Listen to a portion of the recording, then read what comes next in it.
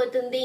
ఎవరికి ఎలాంటి అన్యాయం చేయని మా బిడ్డ ఎందుకు ఇలా బాధపడాలి అంటూ సునందని నిలదీయడానికి వెళ్తాడు సింహాద్రి. అయితే ఇక వెళ్ళంగానే సునంద అయితే కోపంగా ఏంటి తాగొచ్చావా అంటూ అనంగానే అవునమ్మా తాగొచ్చాను, కానీ నేను ముందు వెనుక కూడా ఒకేలా మాట్లాడతాను, మీకులా రంగులు మార్చను. నా బిడ్డ జీవితంలో మీరు విషం చిమ్మారు, అందుకే మిమ్మల్ని నిలదీయడానికి వచ్చాను అంటూ సింహాద్రి మాట్లాడుతూ ఉండగా సునంద అయితే సెక్యూరిటీ చేత సింహాద్రిని బయటికి గెంటించేస్తుంది. అప్పుడే పద్మమ్మ అయితే వస్తుంది. ఇక సింహాద్రిని గెంటించడంతో పద్మమ్మ కూడా చాలా కోపంగా మాట్లాడుతుంది సునందతో. ఇక సునంద అయితే పద్మమ్మ చెంప పగలగొట్టి ముందు ఇక్కడి నుంచి వెళ్ళిపోండి అంటూ అనంగానే ఇక పద్మమ్మని కొట్టంగానే సింహాద్రి కోపంగా పక్కనే ఉన్న పూలకుండీతో ఇక సునందనైతే కొట్టబోతాడు. అప్పుడే ఆదిత్య అయితే అడ్డుకుని చూడండి మీరు చేస్తున్నది తప్పు, మీరు ఇక్కడి నుంచి వెళ్ళిపోండి అంటూ ఇక అనంగానే అప్పుడే ఇక ఆనంది అయితే వస్తుంది. ఏంటి నాయనా, ఏంటమ్మా ఇదంతా, ఈ గొడవ ఏంటి అంటూ అనంగానే ఏంటి ఆనంది, నీ తల్లి తండ్రిని గొడవకి పంపించి ఏమీ తెలియనట్టు వెనకాలే వచ్చి నటిస్తున్నావా? ఇప్పటి వరకు మా పరువు తీసింది చాలలేదా? ఇప్పుడు వీళ్ళను కూడా పంపించి మా పరువు తీస్తున్నావు, అనరాని మాటలన్నీ అనిపిస్తున్నావు.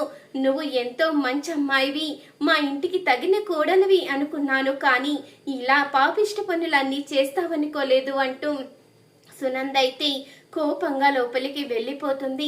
ఇక ఆదిత్య కూడా ఏమీ మాట్లాడకుండా మౌనంగా అయితే వెళ్ళిపోతాడు. ఆనంది అయితే పద్మమ్మని సింహాద్రిని అక్కడి నుంచి అయితే తీసుకుని వెళ్ళిపోతుంది. ఏంటి, ఎందుకు మీరు వెళ్ళి గొడవ పెట్టుకున్నారు, ఎందుకు అలా లొల్లి చేశారు? అత్తయ్య గారి ముందు మనం ఇంకా దిగజారిపోతాము, ఆవిడ అసలే కోపంలో ఉన్నారు, ఆ కోపం ఎలా తగ్గించాలని నేను చూస్తూ ఉంటే మీరు మాత్రం ఎందుకు ఇలా చేశారు అంటూ అడుగుతూ ఉంటుంది. ఇక ఆనంది అయితే నువ్వు ఇలా బాధపడుతూ ఉంటే మేము ఎందుకు చూస్తూ ఊరుకుంటాం బిడ్డ, నువ్వు బాధపడితే మేము సహించలేకపోతున్నాము అంటూ అనంగాని నాకు ఇక అన్ని ఆ శివయ్యే తోడు, శివయ్యే ఈ సమస్యకి ఏదోటి మార్గం చూపిస్తాడు అంటూ ఆనంది అయితే చెప్తూ ఉంటుంది. ఇంతలో మరొక వైపు జీవన అలేఖ్య అయితే ఇక గార్డెన్ లో కూర్చుని డాన్స్ వేస్తూ ఎంతో సంతోషంగా మాట్లాడుకుంటూ ఉంటారు. అది చూసిన చైతన్య అయితే ఇదేంటి, వీళ్ళిద్దరూ ఒకటై ఏదో చేశారు, ఏదో జరుగుతుంది, నేను ఇప్పటి వరకు ఆఫీసు పని మీద ఒత్తిడితో వీళ్ళని పట్టించుకోలేదు, ఈ రోజు ఇదంతా జరగడానికి జీవనికి ఖచ్చితంగా ఏదో సంబంధం ఉండుంటుంది అంటూ ఆలోచిస్తూ ఉంటాడు చైతన్య అయితే. ఇక చైతన్య అయితే ఆఫీస్ కి వస్తాడు. ఆఫీస్ లో సీసీ ఫుటేజ్ అయితే చెక్ చేస్తాడు. ఇక ఆఫీస్ లో సీసీ ఫుటేజ్ చెక్ చేయంగానే మేనేజర్ మీద అయితే అనుమానం వస్తుంది చైతన్యకి. ఇక మేనేజర్ మీద అనుమానం రాగానే ఇక చైతన్య అయితే మేనేజర్ చెంప అయితే పగలగొట్టి ఇక మేనేజర్ ఫోన్ అయితే తీసుకుని చూస్తాడు. ఇక జీవన్ ఫోన్ కాల్స్, జీవన మేనేజర్ అకౌంట్ కి వేసిన డబ్బులు ఇవన్నీ చూస్తాడు చైతన్య అయితే.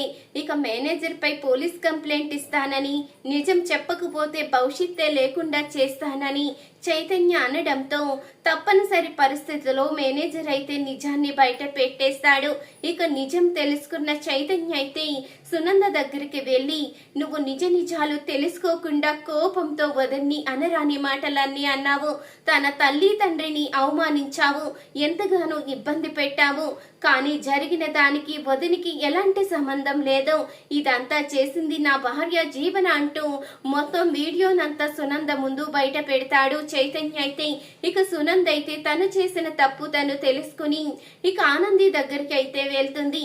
సునంద రావడం చూసిన ఆనంది అయితే అత్తయ్య మీరు ఇలా వచ్చారేంటి అని అనంగానే నన్ను క్షమించానంది, నీ గురించి తెలిసి కూడా తప్పుగా అర్థం చేసుకుని ఎంతగానో అవమానించాను, నన్ను క్షమించు అంటూ ఇక ఆనందికి క్షమాపణ చెప్తుంది సునంద అయితే. ఏంటత్తయ్య మీరు నాకు క్షమాపణ చెప్పడం ఏంటి, మీరు నాకు క్షమాపణ చెప్పకూడదు అంటూ ఇక ఆనంది అనంగానే అప్పుడే సింహాద్రి పద్మావతి కూడా బయటికైతే వస్తారు. ఇక వాళ్ళకి కూడా క్షమాపణ చెప్తుంది సునంద. నన్ను క్షమించండి, మూర్ఖంగా ప్రవర్తించాను, ఆనంది మంచితనం తెలిసి కూడా నేను అర్థం చేసుకోకుండా చాలా తప్పుగా మాట్లాడి మిమ్మల్ని అవమానించాను అంటూ సునంద అయితే వాళ్ళకి క్షమాపణ అయితే చెప్తుంది. ఇక చైతన్య అయితే జీవన చెంప పగలగొట్టి ఇన్ని రోజులు నీ మీద అనుమానం వచ్చినా నాకు ఖాళీ లేకపోవడం వల్ల నిన్ను పట్టించుకోలేదు, కానీ ఇంత దుర్మార్గంగా ప్రవర్తిస్తావని అస్సలు అనుకోలేదు.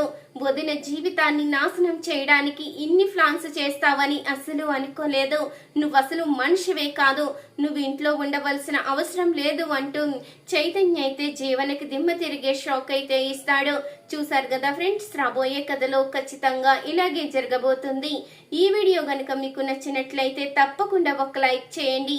మా ఛానల్ని సబ్స్క్రైబ్ చేసుకుని పక్కనే ఉన్న గంట సింబలపై ఆల్ అని క్లిక్ చేయండి. అప్పుడే మేము పెట్టే ప్రతి వీడియో మీరు మిస్ కాకుండా చూసేవచ్చు.